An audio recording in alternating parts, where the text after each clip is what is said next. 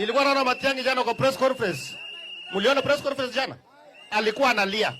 Sijui nani alipiga, sijui Amonyora alimpiga ama alipigwa na wale alikuwa kwa nyuma yake.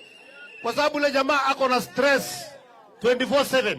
Akitembea ako na stress. Akiwa kwa press conference kama jana ako na stress. Akiwa kwa mkutano analala. Alafu nikaona ule jamaa mwingine tena Mr. Eunice, Mrs. Eunice Wamalwa. Mnajua Mrs. Wamalwa? Mnajua Eunice Wamalwa? Mnajua Eunice Wamalwa? Ule akitembeanga unaweza fikiria ni mama yangu. Unajua ule jamaa, unajua mimi nashangaa ati anasimama ati yeye ni mtu anataka kusimamia inji hii. Ule jamaa niwaambie story. Kwa sababu nyinyi mnatoka Salga.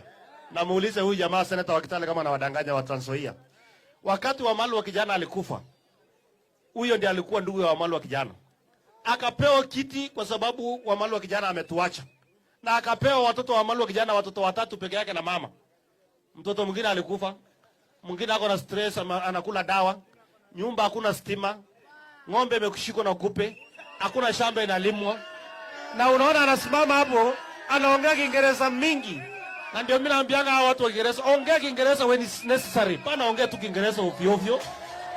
Ama namna gani? Ama ni aje? Simulisikia mimi nikisema mkitaka niongee Kiingereza kuja hapa na 5 milioni. Nitaongea Kiingereza top. Mimi siongea Kiingereza ya upuzi kama ya Eugene Wamalwa.